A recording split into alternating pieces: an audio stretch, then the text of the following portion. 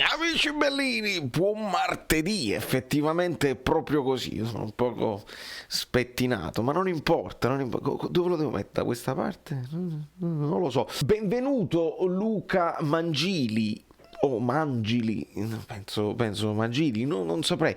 Benvenuti a tutti i nuovi iscritti, bentornati vecchi iscritti, i vecchissimi iscritti, Antonio Moschella se lo ricorderanno, il nostro amico il giornalista che sta proprio a Barcellona, quindi chi meglio di lui, e che chi invece non lo conosce, che magari è il nuovo del mestiere qui del canale, ci saranno delle schede, io poi ve le linko durante la cosa.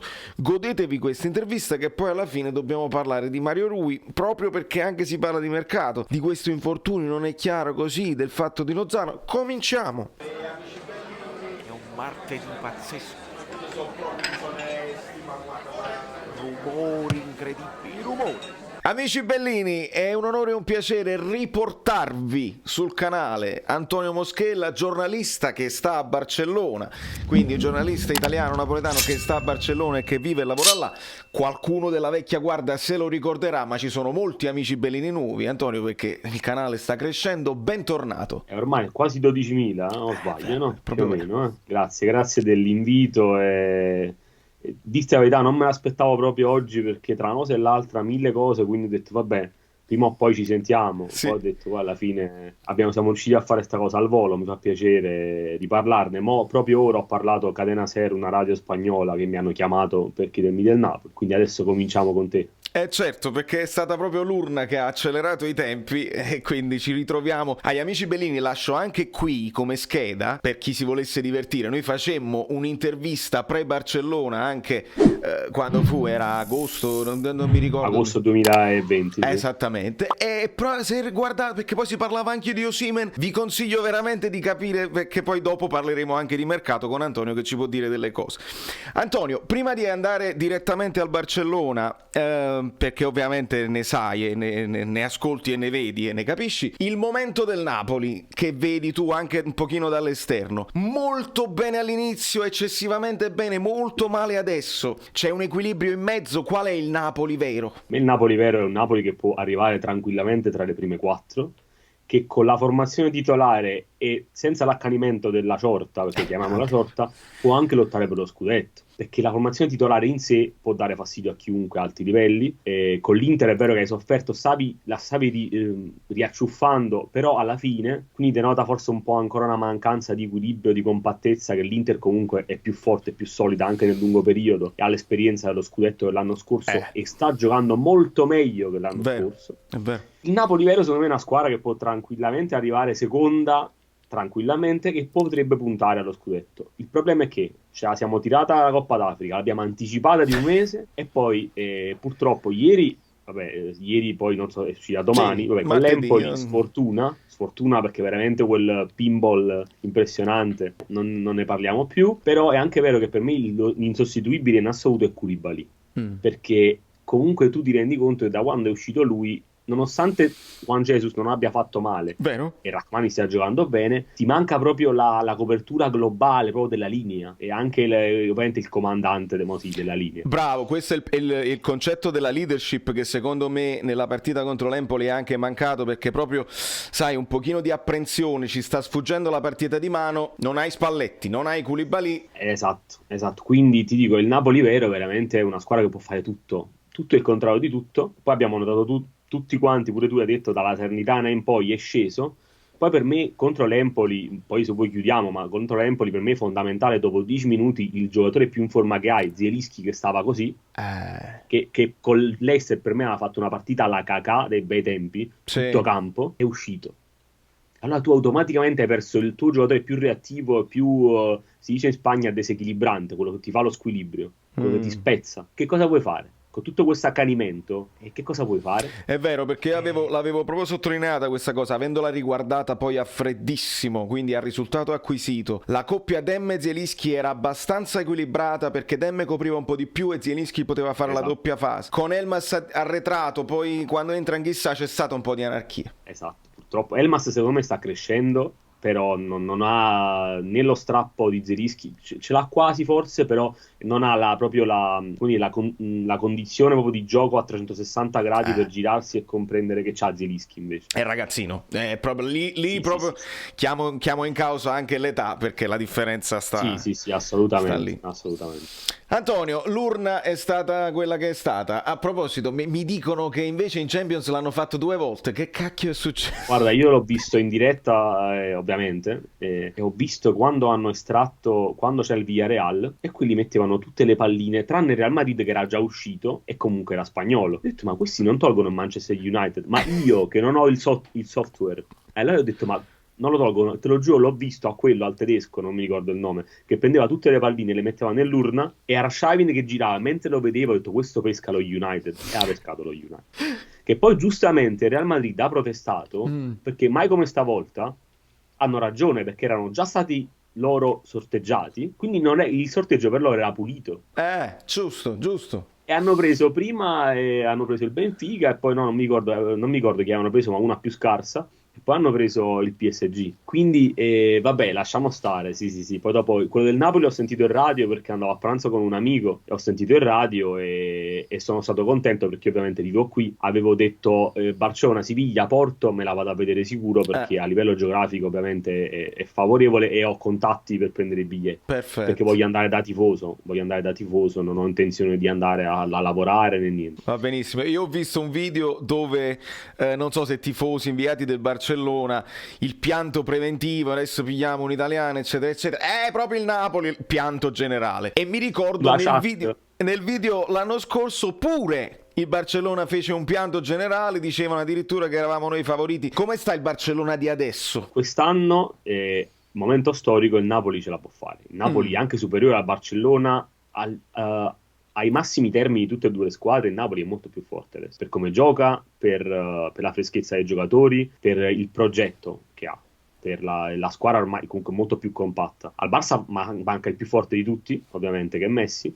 Ansu Fati, che è un fenomeno, secondo me ha ancora problemi al ginocchio e non si sa se veramente si riesce a recuperare, ma se proprio riesce a recuperare nel lungo termine, poverino, mi dispiace, ma ha avuto 4 operazioni al menisco in un anno. Caspita. Quindi il problema è lì. Il Barça però è fondamentalmente, secondo me, come ho detto ora in un'intervista, secondo me 55 e 45, non ti dico da che lato, perché mancano 2 mesi, dipende Giusto. quando arriviamo, come arriviamo, però il Barça ha un'esperienza di blasone in Europa che il Napoli non ha. Fai bene a Comunque hai ricordarlo. ancora Busquets, Piqué, Ter Stegen, Alba, comunque Depay, hai gente che in Europa ha giocato a De Jong, che ha fatto una finale di Champions League, semifinale scusami. Quindi ti direi, adesso a bocce ferme stai parlando di un Barça che non ha identità e di un Napoli che è comunque in calo. Vero. Tra 2 mesi vediamo se recuperi del tutto Osimhen, scusami, continua a dire la napoletana. Noi ce lo possiamo Koulibaly per permettere. me non andrà in Coppa d'Africa a sto punto, e quindi ci dovrebbe essere, che ho ribadito in radio, è l'unico fondamentale che deve esserci sempre, più di tutti gli altri. Insomma, come stanno anche gli altri. Io sono convinto che con i titolari 11 contro 11 il Napoli se la può giocare, ma può anche farcela, anche perché poi il ritorno ce l'ha in casa, Sì. anche se hanno tolto anche i gol fuori casa.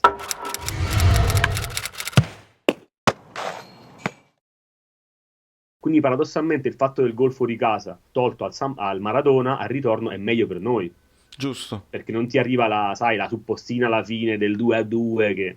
Questa è un'ottima Quindi, osservazione che ci fa Antonio, perché ovviamente il regolamento sotto questo punto di vista è cambiato. Antonio, ovviamente quindi ci rincontreremo più in là per riaffrontare, terremo d'occhio lo stato di forma del Barcellona quando sarà a febbraio. Ovviamente ti ho qui a disposizione, non posso fare a meno di parlare, di chiederti qualcosina di mercato, cosa che non ho sottolineato nel video di ieri, ma gli arriva la domanda a Spalletti, dice per gennaio si riapre il mercato, che cosa ne pensi? E Spalletti dice questa è una cosa di cui io non parlo, dovete parlare col presidente, però parliamo tutti i giorni. E dice una cosa, Spalletti dice il presidente sa anche da solo capire la situazione. Come la interpreti? Cioè, si dovrebbe fare, ma se la vede lui è un po'... Secondo me sta aspettando una Befana, cioè praticamente in tutti i sensi. Con la calza di se c'è il carbone o ci sono i dolci. Perché purtroppo lo sappiamo che se uno non esce Bravo. è difficile che uno entri. pure quando si parlava di Nandez, ma Nandez è centrocampo a 2, io non ce lo vedo, e soprattutto chi va via? Demme a mercato? Perché il Demme di ieri deve andare via, è ovvio, poi, poverino, non è il Demme Demme di ieri, poi il Demme recuperato, che come l'anno scorso o inizio magari anno, che poi si è fatto male, può servire. Io credo, come parlavamo prima in off the record, che appunto l'eventualità di Reinildo Mandava del terzino sinistro del Lille è un'ottima eventualità, però che parli di un 94, quindi stesso anno di Mario Rui, lo stesso livello secondo me, è un buon terzino sinistro, non è da Real Madrid, ma è da Napoli, quindi è perfetto per dare un'alternativa a Mario Rui, è più di spinta anche lui, meno disciplinato a difendere, però comunque secondo me è un ottimo prospetto, ha 27 anni, però il Lille a gennaio non te lo darà mai, perché Lille deve fare la Champions col Chelsea. Vedi, e lui va in scadenza, se non sbaglio. Va in scadenza a giugno. Quindi dovresti fare un'offerta che a loro dice meglio che mi prendo questi soldi qua subito. Almeno 10 milioni. 10 milioni. Appunto. Che poi devi pure riscattare Anghissà, che sono 15. Giusto. Magari non li paghi subito, forse li paghi a giugno, però comunque li metterai in conto per questa stagione. Ed è notizia di ieri anche, visto che ti ho qua, noi parliamo le commissioni di Lozano. È spuntata questa cosa dei 15 milioni a bilancio.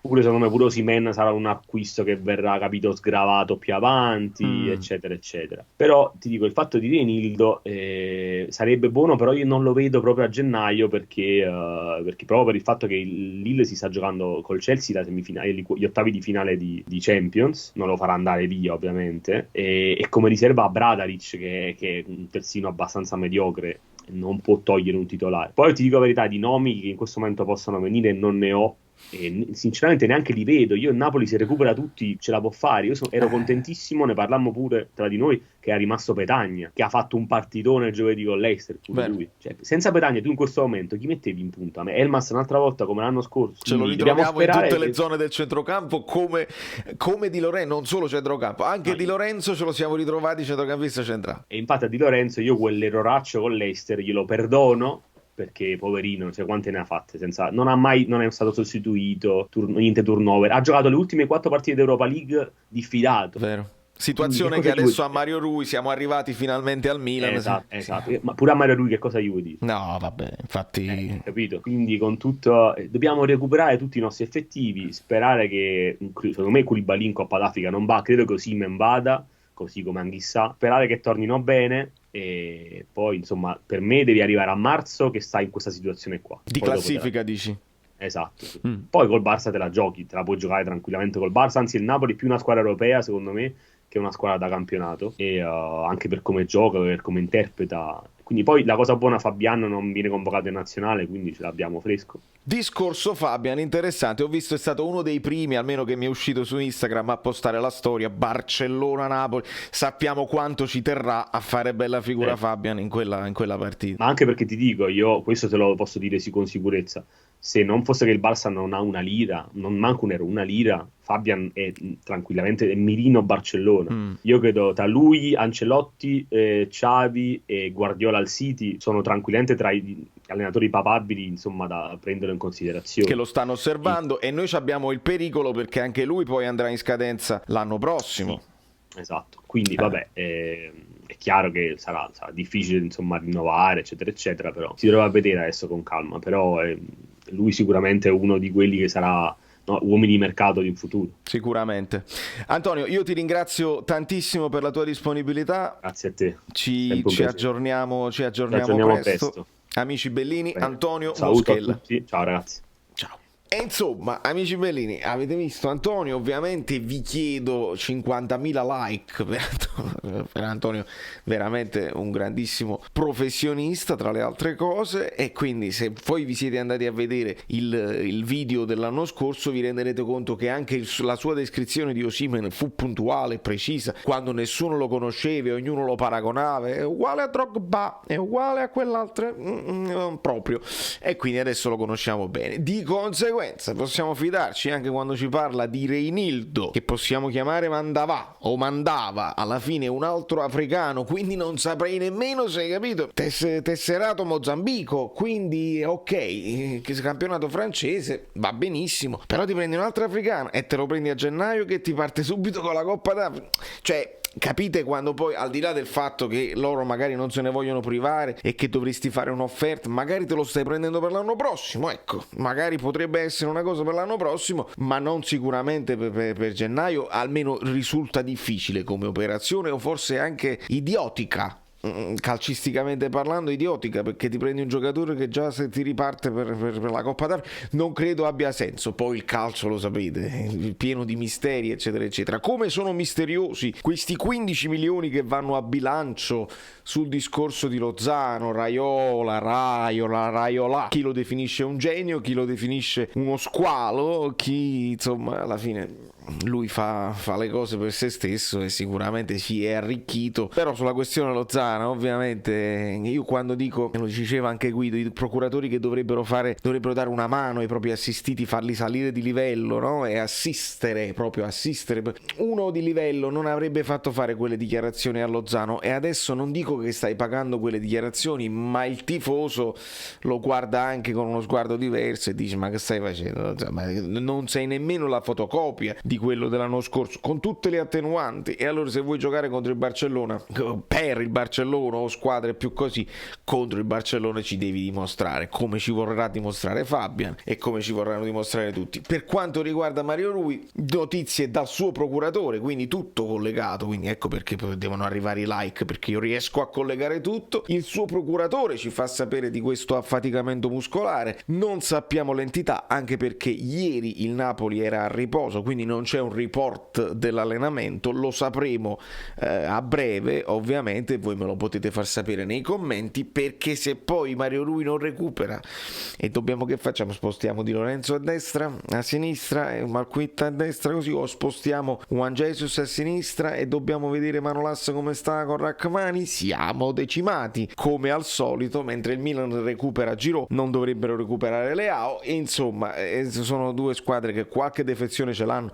Nel particolare noi stanno recuperando dei certi giocatori, perché adesso recuperiamo Insigne, lo stesso Anghissà, che era importantissimo, però sono tutti più o meno al 50-60%. Questo poi quello che ho notato nella partita, cioè nessuno sta bene. Demme non sta bene, si vede, Insigne non sta bene, Anghissà ancora così, forse tra quelli che insomma insieme a Politano mi è sembrato più vivace. Però non stiamo, questa squadra, se vuole lottare, ce l'ho detto anche Moschetti, gli 11 effettivi, gli 11 titolari più le riserve che devono entrare, devono stare tutti al 100%, e lì te la giochi contro chiunque, tutti al 100% per poter overperformare e dare il 110%, come ha fatto finora Mario Rui, come sta facendo Di Lorenzo eccetera eccetera, lo stesso Rachmani, che si sta dimostrando un ottimo difensore. Ecco, stare al 100% fisicamente per overperformare e andare oltre il 110%, questa è la nostra unica salvezza, altrimenti il Milan, altrimenti rischiamo anche con lo Spezia. È proprio chiaro, senza fare nessun drammone, nessuna seccia, niente. È proprio così che va il calcio, non è solamente per il Napoli, è un po' per tutti. Da New York, Valerio Fluido è tutto, fate tutte le cose belline che sapete già. Questo è solo per chi è arrivato veramente fino alla fine. Chi è iscritto al canale Telegram ha già avuto quella sorpresa che vi dicevo, con il mio babbo che fa la pubblicità per il film di Sorrentino. È bellissimo con la barba bianca. Chi è iscritto, perché poi non ve lo posso postare, chi è iscritto lo sa. Ciao, sono Saveria Solida. Se arriviamo a 15.000 iscritti su YouTube è una cosa di cortesia, ma secondo me dovreste seguirlo anche su Instagram, @ValerioFluido. Fa tutte queste cose cretine. Sei iscritto pure a TikTok. Niente più, dai, basta, sei cringe. Quante cose.